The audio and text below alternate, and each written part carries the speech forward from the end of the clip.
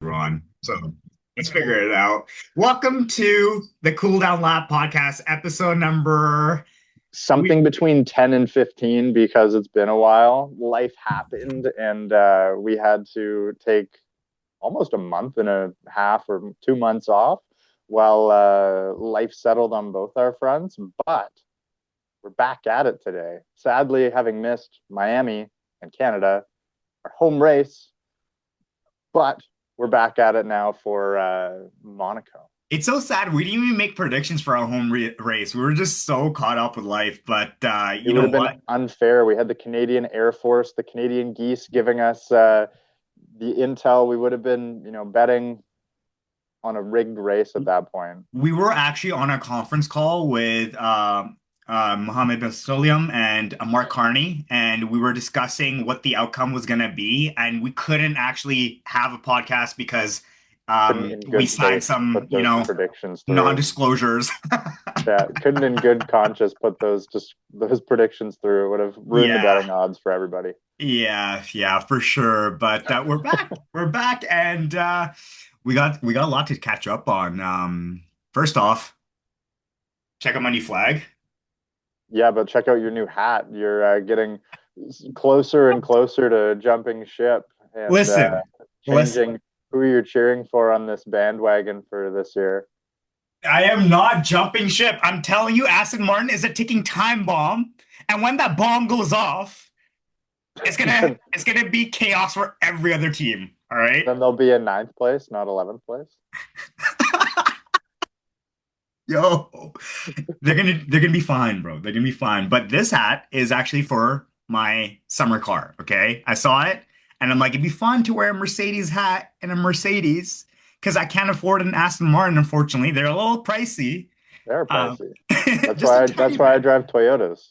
That's dude with a new Forerunner, man. We, Congrats. we've got the whole family now. We have the Corolla, the RAV4, and the Forerunners. We have small, medium, large, depending on what we want to do during the day.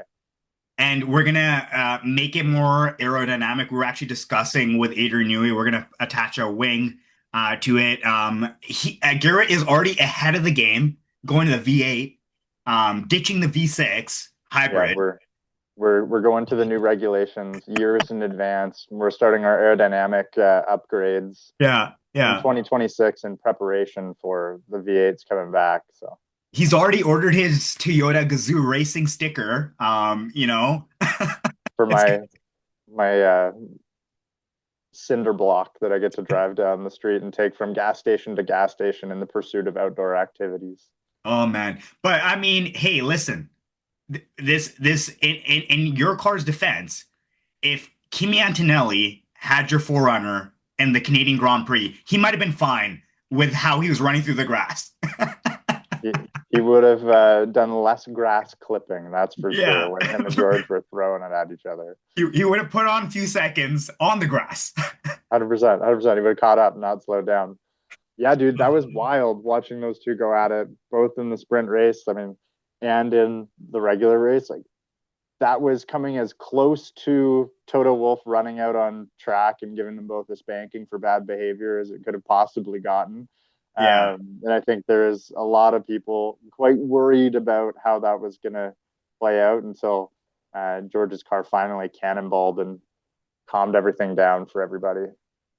Yeah, I mean, we saw it initially with these new regulations when the Ferraris were going at it. I think that was China, when Leclerc and Hamilton were kind of doing the yo-yo racing, and then I think this was like a whole nother level. Like the sprint race, obviously Kimi and George were going at it. You could see Kimi losing his patience and driving angry at a certain point. I think he had a little bit of an edge on one of the turns, but he was kind of pushed off by George, and he kind of lost it from there. He showed his age, you know what I mean?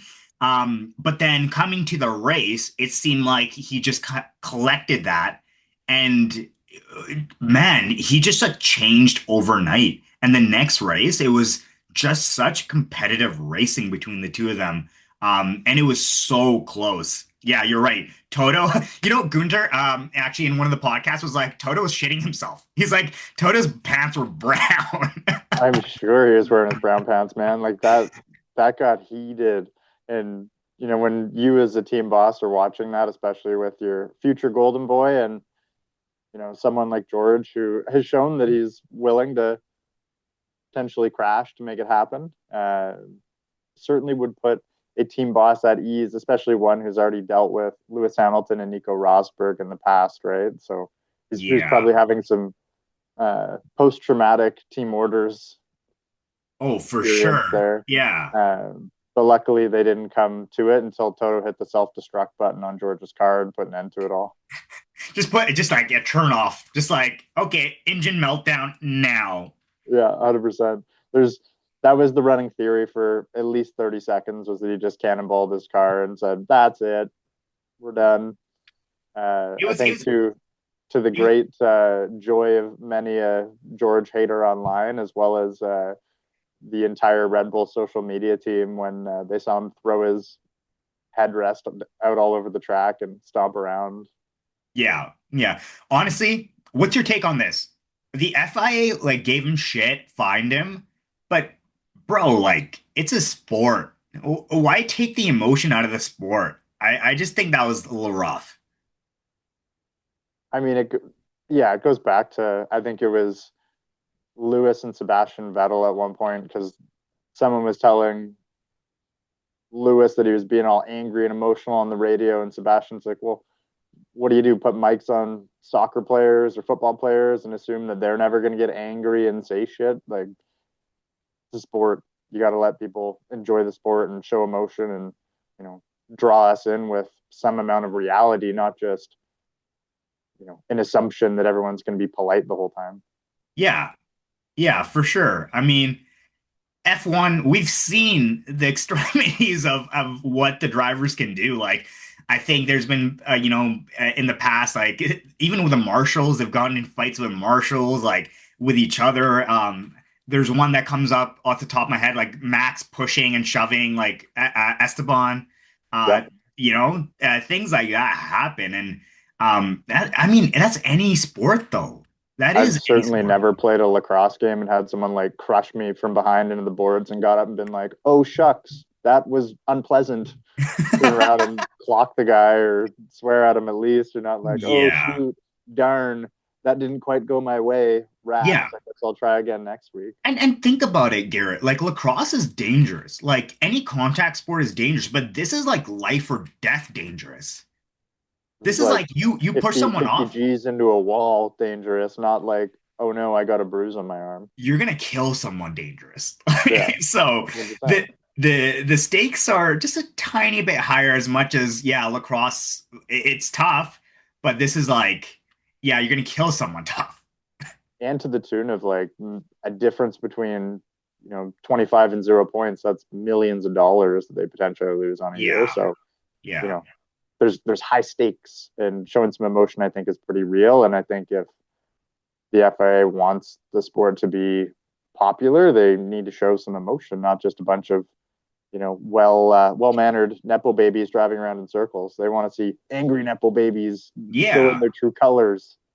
Yeah, they want to see athletes. They want to see emotion. They want to see raw, uncut, like truth behind it. Like I think things are just too like it's tailored a certain way, to like please the media and like, They're trying to please everybody of every age, but it's not like you take you know 5-year-olds to cage fights and assume that they're gonna not hear swear words or see blood or see violence. You just yeah, maybe make it so it's a sport that doesn't tailor itself to 5-year-olds and 45-year-olds. You pick a demographic and you stick to it, and yeah, you yeah. let people enjoy the sport in the way that it is, not a way that you make it seem like it is for TV.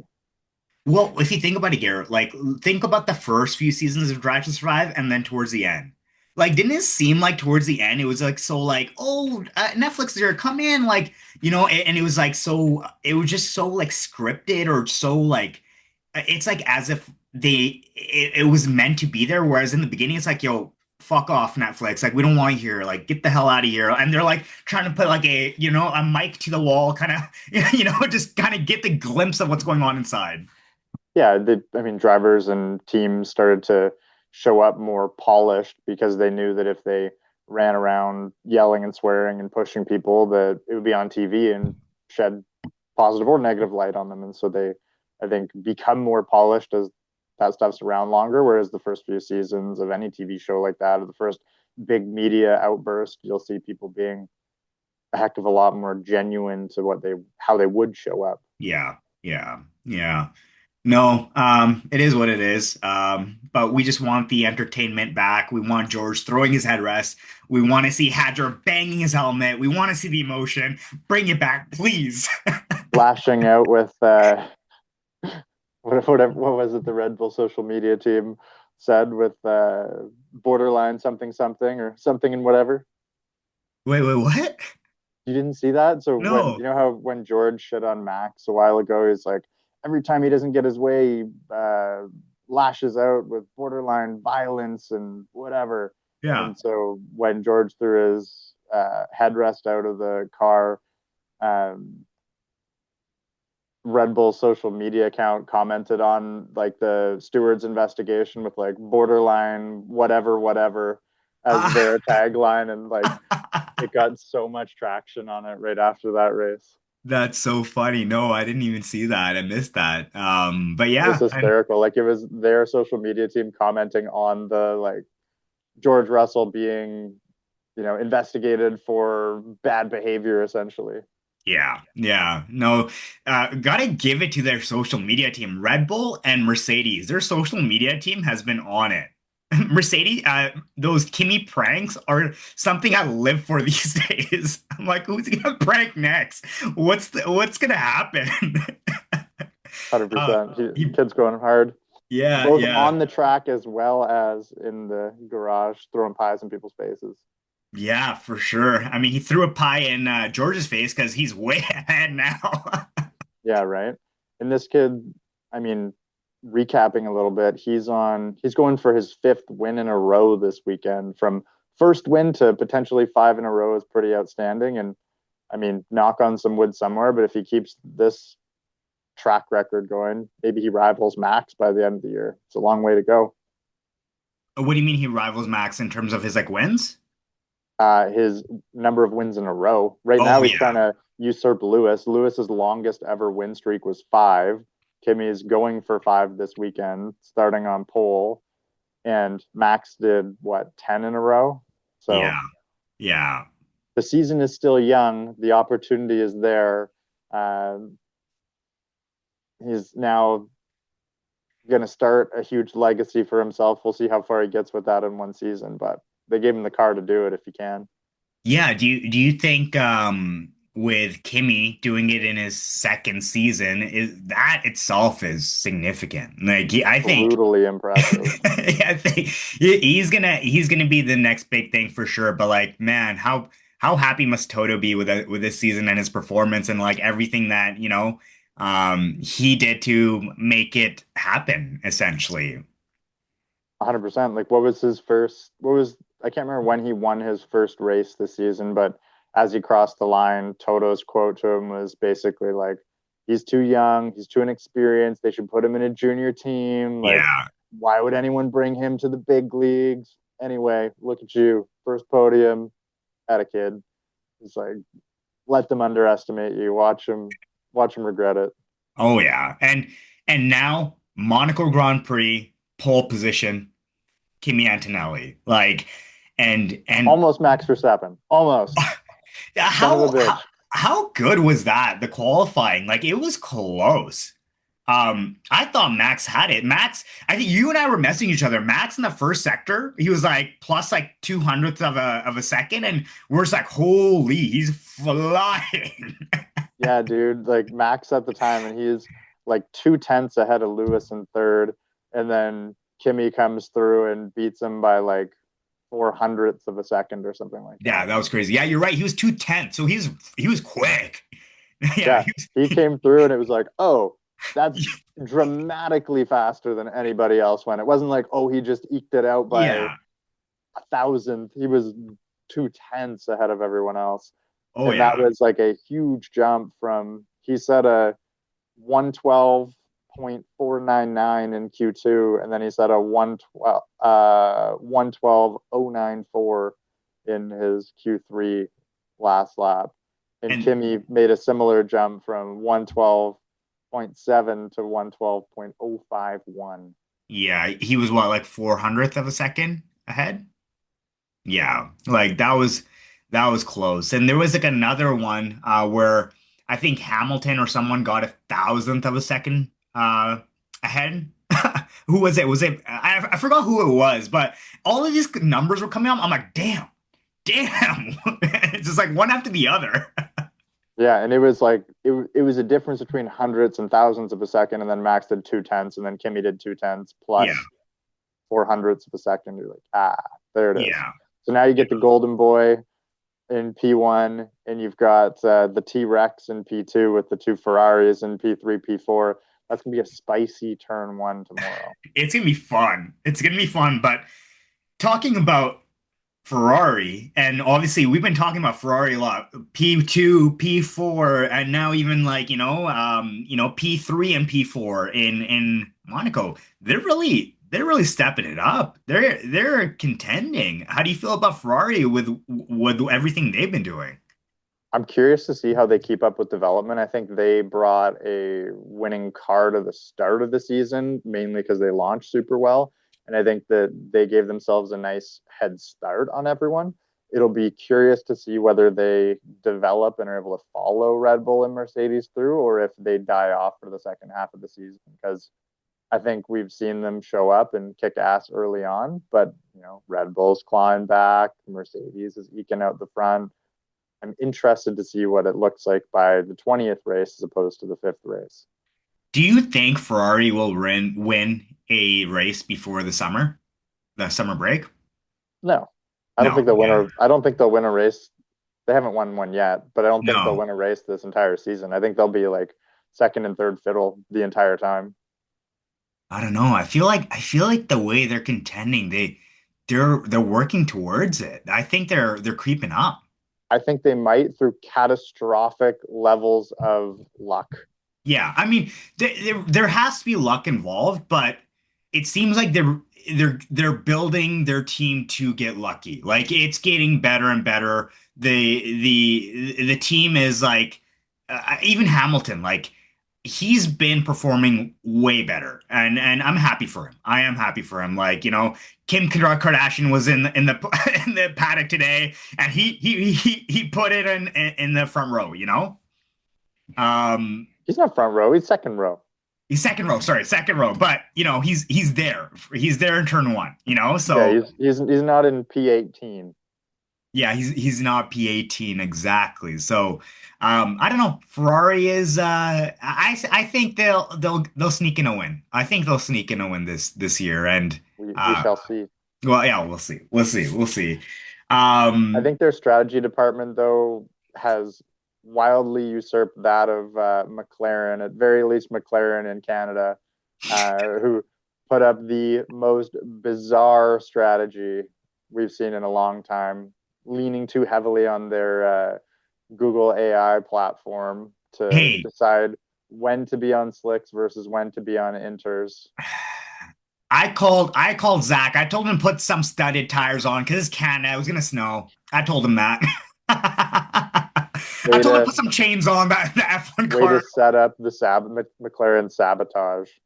Yeah, we're not the biggest McLaren fans, as you can tell. Telling Zach to put chains on his F1 car, it didn't really work out for him. But Not this time. um, yeah, they are known for their development. They're not known for their obviously strategic calls, but they're developing. They're the only other race winners, right? They won a sprint race, and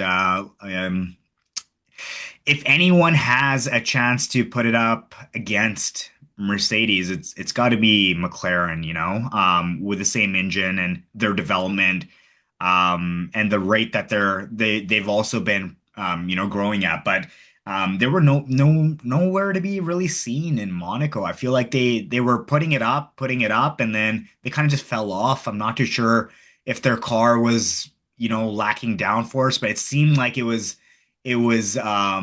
just a little sloppy through some of the turns when I was like watching their onboard. It seemed like they were having difficulties like keeping it on track.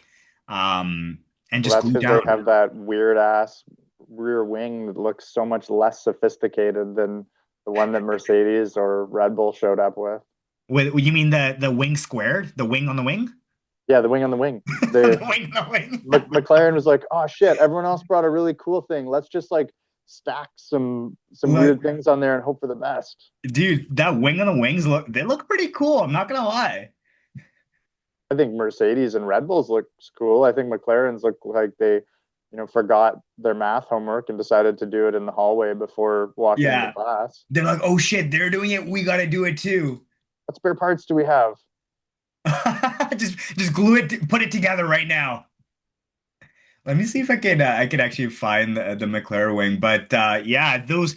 I mean, that's how delicate, I guess, technical they're making it, where it's getting coming down to that point with these cars now. The tiniest kind of changes to the car, tiniest changes to the wing. I think they put like even like a few races ago, like a small diffuser in front of the actual the windshield, like the beside Ferrari tried the to, halo. They did, right? and then they got kiboshed on it like immediately. They immediately pulled it off. Yeah, the FIA was like, "No, you can't do Oh, that." fair. Okay, I didn't know. I didn't know they pulled it off that quick. I think they may have come back with a more sophisticated version, but the first one where they showed up with like clear plexiglass, they'd be like, "Yeah, that's not in the spirit of what we told you to do." Yeah, fair, fair. But yeah, those are the wings on top of the wings. Yeah, I could see what McLaren. What you're saying now with the Kind of McLaren. looks like they found a weather vane on the side of the track and went, that's kind of close to what Mercedes did. Let's plop it Yeah, on there and hope for the best. yeah, And yeah, then Red yeah. Bull brought their pet dog and they put it on there. Where's Red Bulls? I don't know if we could see Red Bulls, but yeah, If I you mean, go into that post, yeah. what does it not? Oh, it doesn't slide to the No, side. it doesn't slide. Yeah, yeah. I know Red Bull brought one as well. I think they were actually mimicking. I think Alpine that initially brought it on, and everyone kind of like took their idea and started implementing it from Alpine. So I know they were like the initial teams to do it. Um, Interesting. yeah, but while we're here, can we just admire this? I put this on my story just because this was so Monaco is beautiful. like all those videos of people putting like filling containers just like perfectly or like Yeah, taking, the water bottle and putting it directly in the middle of the roll of duct tape. Like man. precision is the game here. And I feel so bad for Leclerc because like he was on it. I felt like he was like he had his elbows up and to the point where his last lap he threw it in the wall. But that was just pure beauty, perfection. You know For how frequently I'd crash my car if I tried to corner like that while driving around the city? not just you, Bortoleto, man, and he's a professional racer. He took out his suspension. So, fun fact, I was doing the Monaco Grand Prix on F125, and out of the 78 laps, I probably hit in the wall 78 times. Oh So it's boy. pretty Oh pretty boy. It's not an easy track to do. If you binned it 78 times, I would have binned it 178 times. So you've yeah, you've usurped my driving ability around Monaco for sure. that 2 hour race took me 2 days. I've been pausing and playing. Too much focus. Too much Yeah, just focus. every lap is a pit, pit, pit. Yeah, that's my front wing. Try again. Oh That's my my other front God. wing. Try again. Yeah. Suspension. Try again. You just gotta keep going. But yeah, Leclerc, unfortunate, starting P for tomorrow. I was really hoping that he'd pull through. He was actually one of my predictions, which we'll go through now. But yeah, it is what it is.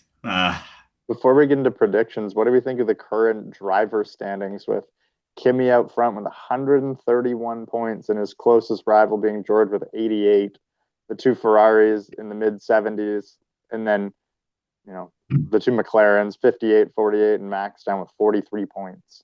Well, thank you for asking, Dr. Garrett. I We're have not yet at the 100-point deficit that will allow Max to make his Uber comeback this year, but we're getting into that zone where it seems like Kimmy's starting to run with it. but Yeah. anything could happen. Anything could happen. Well, if there's one thing we know about Max is he doesn't give up. All right, Max doesn't give up, and it seems like from the last few races, he's finding his footing with the car now, and he's getting comfortable with it, which is Bum, too. bum, Yeah, bum, yeah. bum, bum, bum, bum, bum, bum, bum, bum, bum, ba-da-na. Literally, that just summed it up. That just summed it up. The equation is that. So, yeah, it's happening, right? Like we were talking actually before we started this. He still doesn't like the regulations, but instead of being angry about it, he's talking down upon the regulations with a smile on his face, which is also adding to the equation that he's somewhat enjoying the racing. He's enjoying the car a little bit more. He's enjoying obviously winning. Everyone enjoys winning and doing better. So, And I um, think more importantly, he's showing the FIA that, like, one, he'll show up and race, but two, he's showing that, these F1 drivers that the FIA think they have locked down, if they want, can go fuck around and drive in another series and bring a huge spectacle anywhere they go. So I think the FIA, where they were previously being really inflexible with changing the rules to satisfy the drivers, they're yeah. starting to realize, oh, we might lose these guys and kibosh our sport if we don't start showing up to what they're asking for. And you know what? Max made a very strong argument against the regulations. What he said was, actually, one of the reporters asked him, he's like, "Oh, aren't you enjoying the cars and the regulations now?" And what he had to say was, he's like, "No." He's just like, "The racing is good, but the racing is always going to be good because we're the best drivers in the world. You give us go-karts, you give us any car, we'll give you entertainment. We will make it entertaining." Right? 100%. But it takes away from the racing. These cars are still taking away from the racing, and we just want pure, true race cars back, right? So I think that was a very solid argument. Like, yeah, they're always going to make it entertaining. I think the race is F1's always going to be, entertaining. People are always going to watch, but it really just matters in terms of what they're racing with and whether they kind of can fully bring out the highest level of performance out of what they're given, what machinery they're given. And if given better machinery, it's only going to get that much better, right? 100%. Um, 100%. but yeah, to answer your question, I'm happy with Kimi. If he wins the World Driver Championship, I'll be happy. I've got my Mercedes hat. When George's car blew up, not gonna lie, I may have celebrated a little bit. I cheered. I cheered. I stood up and went, hell yeah. Yeah, yeah. I was like, oh yes. I was happy that Kimi won. I was sad that the race between the men did. Yeah. So But that just let us focus on Max and Lewis duking it out. yeah, yeah. I mean, that was good. That was a lot of fun. I think they enjoyed it too. Bring back 2021, baby. Yeah, yeah. It was not quite as exciting as 2021, but it was nice to see them go at it for sure. Do we have anything else to add on from, I guess we talked about Canadian Grand Prix, we talked about Monaco, the qualifying races tomorrow. We'll see what Just got to happens. throw our predictions in there and see what happens. Let's take a look. Let's take a look. We texted each other these right before qualifying this morning.